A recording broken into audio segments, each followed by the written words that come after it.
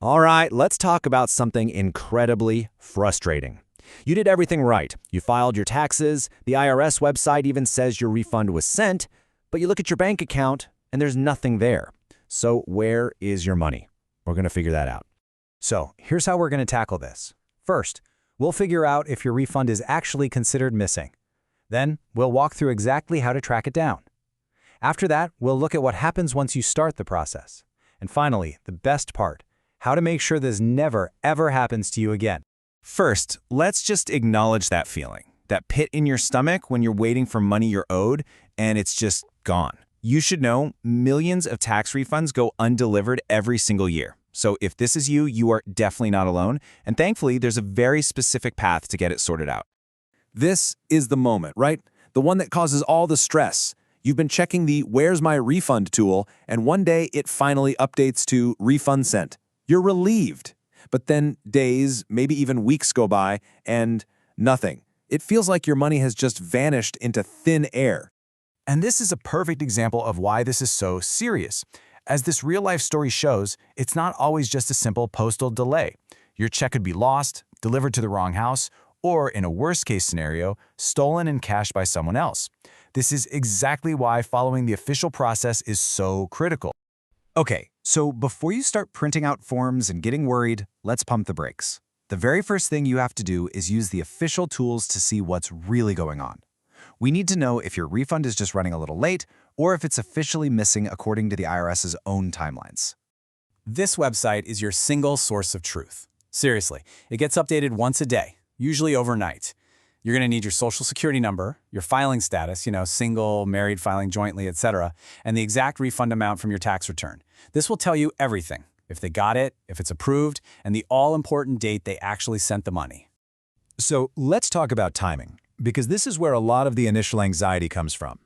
If you filed electronically, the IRS says give it about 21 days. But if you went old school and mailed in a paper return, you got to be way more patient. We're talking 6 weeks, sometimes even longer. So don't even start to worry until these windows have closed. Okay, now this slide is super important. Pay close attention to this one. These timelines are for after the Where's My Refund tool says Refund Sent. This isn't from the day you filed, this is from the day the IRS says the money left their hands. So for direct deposit, if it's been more than 5 days, it's time to act. For a check, 4 weeks. This is your official green light to start a trace. So you've done everything right. You've waited the proper amount of time, the tool says the money was sent, and your bank account is still sitting at zero. Now it's time to bring out the big gun, the Refund Trace. This is you formally telling the IRS, hey, go find my money. Meet Form 3911. This simple-looking document is the official key to this whole process. When you file this, you're not just asking a question anymore. You are launching a formal investigation. You're telling the U.S. government to go hunt down your payment. It's a game changer. Now, filling this out seems pretty simple, and it is, but you have got to be meticulous. Accuracy is everything here. Your name, your social security number, the exact refund amount down to the penny. Any little mistake can send your request right back to the bottom of the pile, causing huge delays. So triple check everything. Now listen up, because this is a really big one. You can't just go online and click submit. This is a paper-based process. You have to physically mail or fax the form in. And another crucial tip, if you filed a joint return, both you and your spouse have to sign it. If you try to do this over the phone, you both have to be on the call with the agent, no exceptions. So you've mailed the form. Now what? Well, unfortunately, it's time to hurry up and wait again. This trace isn't instant. The IRS has to work with other agencies and banks to figure out what happened. So let's manage some expectations for the road ahead. 6 weeks. If you're waiting on a paper check, that's kind of the magic number you need to keep in your head. It takes about 6 weeks for the IRS to do their investigation and get back to you with what they found. So mark your calendar and try to be patient. And then there's this number, 120 days. Yeah, you heard that right. It seems totally backward, doesn't it? A digital payment should be easier to track, but it's actually way more complicated because now there are more players involved.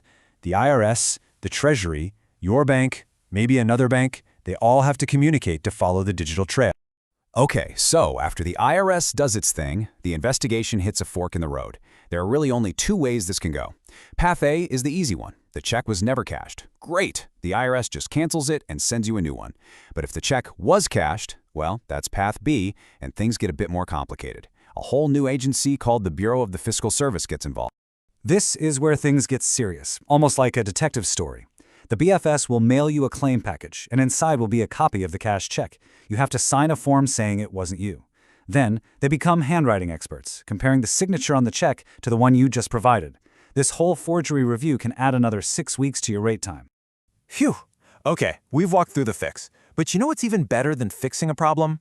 Not having that problem in the first place. So let's talk about how you can make sure you never have to think about Form 3911 ever again. Think of this as your pre-flight checklist before you hit file.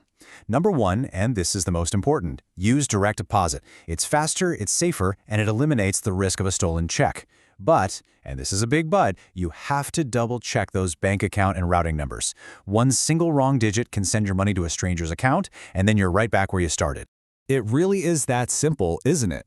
After all this, after all the forms and the waiting and the stress, it all comes down to taking an extra 30 seconds. 30 seconds to check and then recheck your direct deposit information can save you months of headaches. Thanks for joining us.